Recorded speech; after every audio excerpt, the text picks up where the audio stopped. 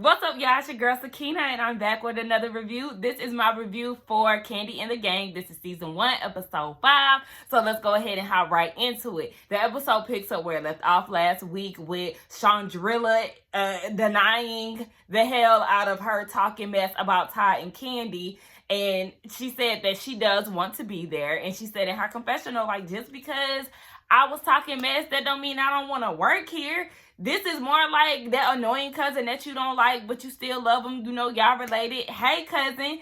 So they was like, all right, if you need anything and you feel like your voice isn't being heard and it's urgent, then you need to come to us, because she's really annoyed with the whole management situation too. And they was like, look, that's just the beast within this situation. Like, we trying to figure all of that out. So she leaves, and they just like, you know, if they can't work it out with this team building situation, then some people gonna be getting chopped, okay? I feel like it don't matter who gonna get chopped. It's not gonna be anybody a part of the main cast, because we have a show to run. Hold up now, real quick, y'all. You know, they showing the business and whatnot. People asking Mama Joyce how long the wait gonna be. You see Auntie Nora cleaning the tables. I actually like that, because it really is giving team spirited.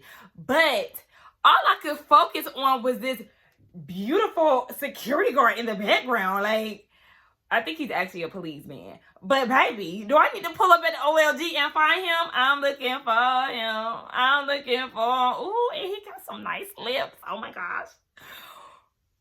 Okay, I'm acting like a bird right now. Let me stop. Child, so we get down to Brandon's house, and Brandon, so where do you live? Because it's giving somebody's basement, but in a commercial building. Like, not a residential house. I'm just kind of confused. Like, sir, where is this? Like, was it? I think it may have been a studio. Child, I don't know what he had going on. Just, he had an old lady couch. He had some type of robotic structure. Like, it was given like the inside of a clock. Like, I don't know what that was on the side of the wall. You seen the exit sign that's really giving me commercial feels. Like, I don't know, honey. I don't know. But anyway, Dom was over there to visit. And he was excited that she came out for his birthday and surprised him. To him, he feeling like, you know, she met my parents, she all in. And she was like, really, she's trying to take it slow. They saying two different things in their confessionals. So she was explaining to him how she's actually going off to London because she booked a dance gig, and she was saying how she's been professionally dancing for 5 years, and this is something that just brings her in her, it's bringing her in her element and all of that other stuff. She's actually dancing for Rick Ross. We seen that she was talking to Kandi about it, and I actually did see that when I was on her Instagram last week, that she was dancing for Rick Ross. So sis definitely had hit the road and got down to it. She just feels like a new person every time she comes out of dance rehearsals and things of that nature. So shout out to my girl Dom for booking a gig. So Brian is at the house with his white friend with her locks. I said, if you got a little black in you or something, maybe so. I don't know. I don't know that lady, so let me go ahead. Anyway, yes, Shandrica come over, and she is explaining to him about how she feels ambushed with the whole Todd and Kandi situation, and she feels like Patrick is the one that told them that she was talking shit. Even though her assessment is correct, because he did initially go and tell Kandi about her talking about the food is inconsistent and things of that nature, and he even outed her in front of everybody at the meeting. But no, sis, you was caught on camera. That's all that was. Brandon had you on speaker, and that was the whole thing. So she was just talking about the team meeting and filling Brian in, because he's still suspended for 2 weeks, and he's been still on his egg roll thing. Now, Brian, shout out to the egg rolls and you doing your pop-ups and things like that, but that cheesecake did not look appealing to me, especially when you're putting cheesecake, something that is supposed to be cold, in hot grease, and then when Shandrica was busting it open, it was oozing out. That didn't look good. I don't know how that worked. I don't know. But she said it was good, child. Anyway, Brian was like, I don't even know if I'm supposed to be going to this team building situation because I'm still suspended. And if I see Phil, I'm going to handle him the way he handled me. If he want to pop off, I'm going to pop off. If he want to be nice, I'm going to be nice. But he ain't feeling Phil, and Phil ain't feeling him, but Phil ain't feeling nobody. So, Phil, speaking of him, Kandi, Todd, and Don Juan, they go to OLG2, which is on Camp Creek. I meant to respond to this comment. One of my subscribers, I hope they subscribe, but they were in the comments and they were saying that they don't ever want to go to OLG. Paying for parking alone is enough for them to stay away from the restaurant. And at the time, I obviously couldn't respond. But definitely, if you are going to OLG, go to OLG2, the one in Camp Creek, because it's a plaza. And it's like a Target and everything else around there. Not attached to that plaza, but it's a whole bunch of plazas in that area. So you can have way more parking. Now, depending on how busy the area is, because it does have a lot of traffic right there, because the airport is in that area and Camp Creek is just very busy in itself. So, baby, you might have to walk, but you don't have to pay. So just keep that in mind. If you are interested in going to OLG and you want the experience, go to OLG too. That way you won't have to pay for parking. And it's not in downtown like the one on Peter Street. It's in the heart of downtown. So yeah, don't do that. Go ahead to option number 2 for y'all, okay? Anyway, they're all having a conversation, and it definitely gives a different feel at OLG too. Just the ambiance looks a lot more neat compared to the first one. You know, I always got to give some type of critique at that location. 2 looks right about right. It look all right from what I could see, at least. So anyway, they're having a conversation about the meeting because Phil wasn't there, obviously, and they were basically saying that the people don't like his dictatorship and the way that he leads. And then they start talking about Brian and how he was so disrespectful according to Phil. But my thing is, I've seen people behave worse. I really feel like Phil is overreacting or over-exaggerating the issue at hand with Brian. I don't know if there's some things that we just haven't seen on camera, because Don Juan kind of co-signed it like, yeah, it did get a little out of hand. But I think it got out of hand because Brian was annoyed with how Phil came at him, because Phil came, as soon as he sat down, he was like, wow. And it's just like, dang, I mean, this attitude of yours, nobody wants to accept. Nobody wants to work with that. So I feel like Brian definitely did match his energy, and it just wasn't, it didn't seem that big of a deal for Phil to feel like, child, I'm tired of saying Phil to feel. Phil, gosh. For Phil to be like, Brian needs to be fired 100%, 110%. Kandi doesn't like that either, because she's like, damn, as soon as somebody doesn't follow your lead, you're ready to fire them. And I just feel like Brian just needs to be whipped back into shape, because he is somebody that has had wonderful reviews. The people love him. The customers love him. So she's all about giving second chances and not being so quick to fire somebody. And I can understand that, especially if you have a relationship with them. And based off of what Brian has done, it's like, okay, so you rather, I would think you would be more quick to fire Shandrica before Brian, if you want to talk about some of the situations that he's had with some of the people. Child, I don't know. Anyway, they was like, well, we just gonna leave it in Brandon's hands. And Todd was on board with that as well, but Kandi is not. And she was like, okay, well, my compromise is this team building experience. If nobody is acting right, then we gonna see if Brandon is comfortable enough. If he's not comfortable, then Brian can go. But like I said, I just feel like this is extreme. And this is why Melvin is bae. So, Shandrica is at work, and she's telling Brandon about this whole investigator gadget shit that she's trying to go on and figure out who said that she didn't care about the restaurant, or Todd and Kandi don't care about the restaurant, whatever the hell it was, child. And she telling Brandon whole time he the one who had home speaker. And then I didn't realize that Don Juan was actually there in the room. I always thought that he just so happened to look at the ring camera and he overheard the conversation. Sir, you heard her say it.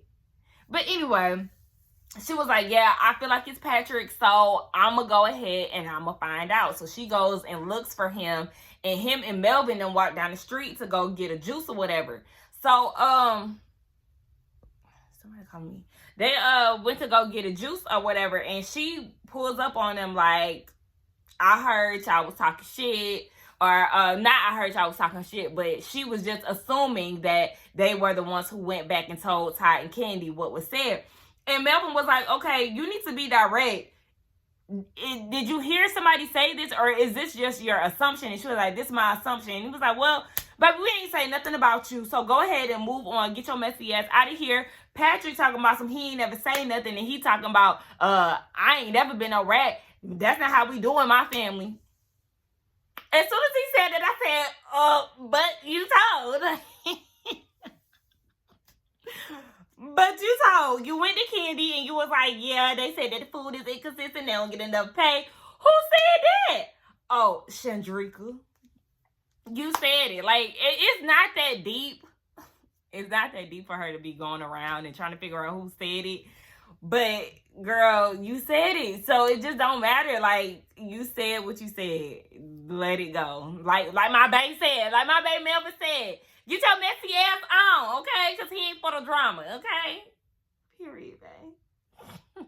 Child.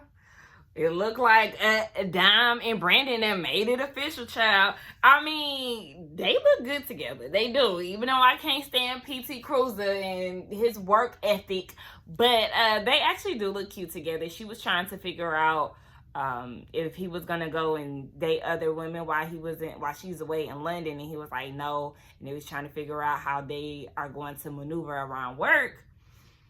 Because everybody is going to think that she's getting favoritism with the schedule, her being late and things like that, just their overall interactions. And she was like, I'll just tell people that, you know, I got me a new man. We ain't got to talk at work and things like that. But, child, they done sealed the deal and they official now, child. So we just going to see how all of this play out. So we see the family all get together, all of their 4 children. And I didn't even realize that Kayla was there. I don't know who the hell I thought that was, but they're celebrating Riley's birthday. And Mama Joyce is there too. And they were talking about somebody taking over the family business because Ace, y'all know, fun fact about me, Ace is my favorite celebrity kid. Every time I see him online, it just melts my heart. I'm a sucker for little boys and he's so smart and it's just like, oh my gosh, I love him. So anyway, yeah, Ace said that he want to have his own restaurant. He ain't say he wanted to take over OLG Todd. You want him to take over that restaurant, but okay. So they were talking about how the kids need to, you know, be a part of it. Out of all 4 of them, one of them needs to go ahead and take on the family business. And Mama Joyce was like, well, if y'all gonna do that, y'all need to know the ins and outs of the restaurant. And here comes Ty, old non-business having ass. I mean, he got businesses, but he's just not business savvy because Mama Joyce is actually making a lot of sense, and she's right. When you own a business, you do need to know the ins and outs. You do need to understand every role. You do need to understand how every role functions. So you need to experience every damn role.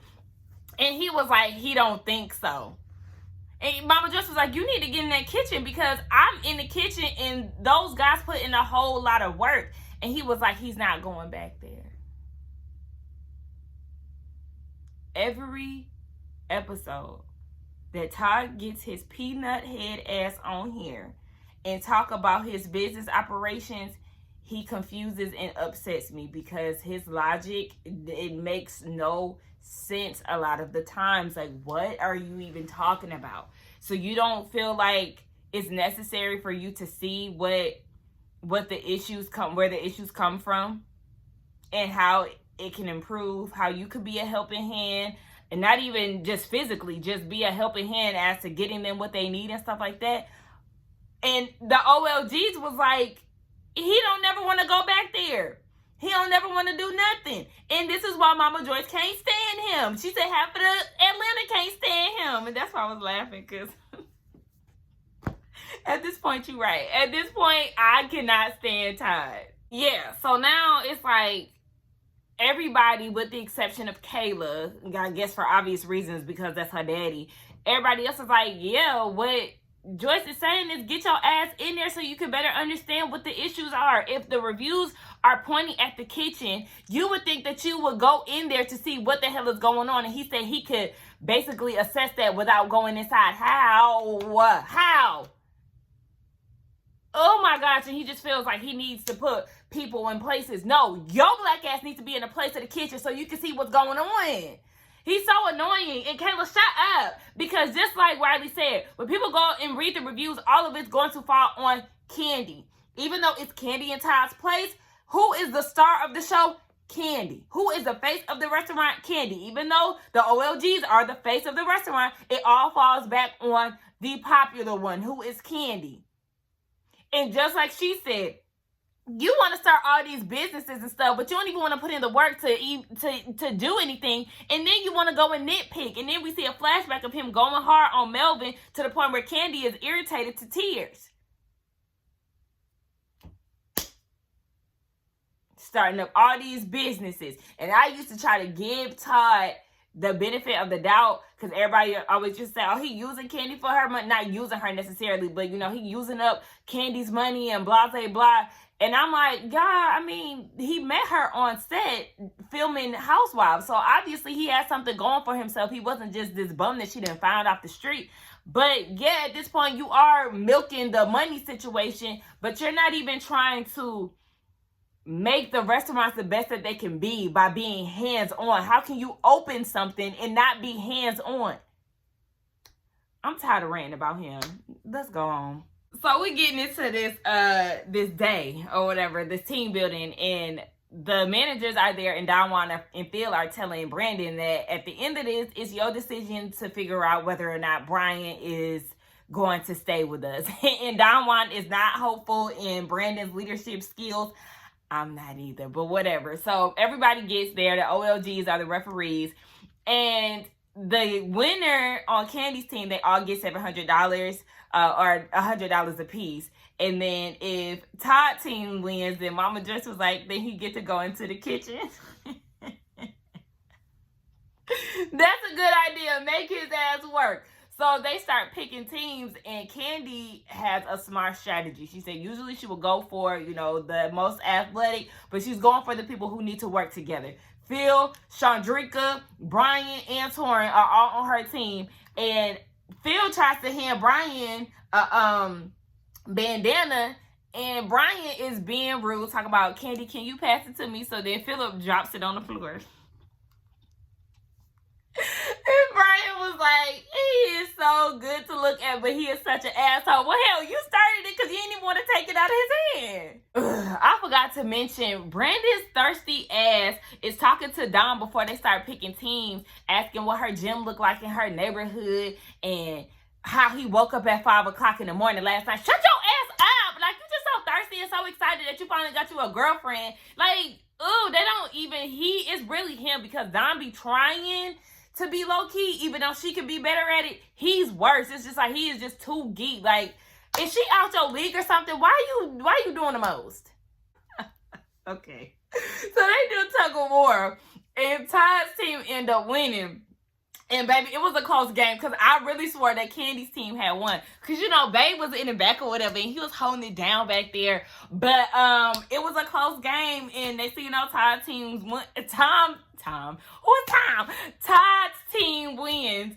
And he gonna say in his confessional what happened, because Melvin is 300 pounds. Like, hold on, wait a minute. What you not gonna do is talk about my man, okay? Relax. Like, we know he got body yaddy, but like Kandi said, he can't carry the whole team, damn it. I would be so scared to get damn burns on my hands, but Mama Joyce on that ground. And then Brian imitating her, talking about you look like a fish out of water. That was what Torrin know. Mama Joyce is in her 70s, and she's still out here vibrant, active. She can get on the floor and do this inchworm thing. I was like, oh my gosh, they knees gonna burn. For the ones who was wearing shorts, was anybody wearing short shit? Even if they wasn't, like, y'all ain't got some knee pads for that? Child, this shit got me cracking up though. Wait, I'm hollering watching them do these games. I said, okay, the ones who got the tallest team members, they can easily win this. They had, I think, Brian, Torrin, and Phil on one team. Yeah, not, well, yeah, Brian, but he not tall. I meant to say, Brandon. Brandon, Torrin, and Phil on one team, child. Y'all tall enough to get the job done. Shit. Y'all, this is making me smile. So they do this expediter game or whatever. So basically, the expediter in the kitchen, they see if the food is what it's supposed to be. They bring it out to the server brings it to the customer. So they playing this game, and they're supposed to be blindfolded and listening to their partner where the food is around the court, and then they have to go and serve it to the OLGs. So Kandi is directing and everything, and Shandrica is seeing a different side of Phil. She's liking it. You can definitely tell he is loosening up. He's all smiles in this scene, which is crazy. And then Brian said that he's starting to see a little something with him, but he said, I mean, he's not necessarily part of the family just yet. He more like the next door neighbor, somebody you see at the grocery store, but he not in the house as of yet. And then you got Philip, and he like, Brian, he's still hard to figure out, but he's really seeing something in Torrin and feeling like, you know, they can basically get past whatever they going through. They was high-fiving and all of that. Like, we love to see it. I hear Bertha was just like, I hope that's not the food we eat and it's all on the floor. She is hilarious, and she is so serious too, because even she was like, I want to hurry up because I'm ready to go home. So Don Juan is trying to direct Juju, the server, to run to his partner. And then you got our brother saying, it can't always go your way, Don Juan.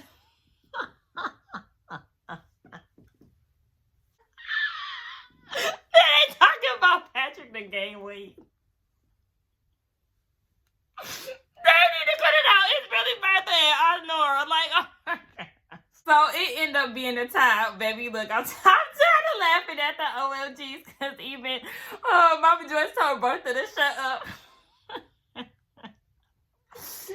anyway, they end up tying the game. Todd don't have to go in the kitchen, which is still bullshit to me. He needs to take his ass back there. Everybody earned $100, and Brandy said that he was gonna talk to Brian and just go from there.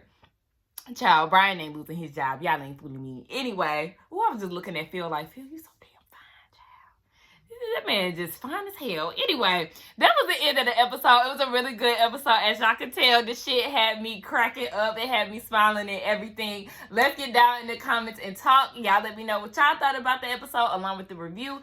Don't forget to like, comment, and subscribe to my channel. And I will see y'all in the next one. Y'all, I'm so excited because I'm getting my videos out on time. A little off day, you know, tomorrow, today, or tonight, tomorrow, or ciao. Anyway, bye. Y'all, it's me thinking that the episode was done after the team building event. Child, I don't want to make me some oatmeal. I done edited my video. I done logged into work. I literally thought this shit was a wrap until, because once it was over, like once I see like the whole Kandi and the gang thing, I put it on pause, and then that's when I come on camera, and I just naturally assumed that was it. They was gonna give us what happened next episode and everything, and no, we still have one more clip left, child. So Brandon brings Brian and Phil in, and they have the conversation about whether or not Brian is going to stay on the team. Long story short, he's staying, okay? Because Brian did admit that he kind of came in with the same mindset that he had 8 months prior and just doing whatever he wanted to do, and that's obviously not something that's okay. Phil admitted that he definitely came on too strong. Well, he apologized for if he came off too abrasive. It's like, no, you did come off too abrasive, so drop that if. And you know, Brian said, I did have these preconceived notions about you. I heard a little thing, so you could have told me good morning. I would have took it the wrong way. But, you know, you all right with me. It is what it is. Let's move on. He feels like Phil earned some brownie points for taking accountability for his side of things, and they'll just go on from there. So hopefully this does bloom into something beautiful, even with him and Torrin, because we would like to see drama, but not in the way that it has been in regards to this whole dictatorship situation that Phil is trying to run. We do want to see more smiles out of him. We do want to see more personality. We want to see Phil for who he is and not this hard guard up. Like, it's okay to get the people information, but what do people say? You get more flies with honey than what? More flies with honey than milk? More flies with honey than piss? I don't know. Child, that's they saying, not mine. I'm vegan. Okay, ain't no honey bit. No. Anyway, for real this time, let's get down in the comments and talk. Don't forget to like, comment, and subscribe to my channel, and I will see y'all in the next one. Well, I probably even shouldn't say that because I'm sure it probably came up already, but whatever. Like I said, bye.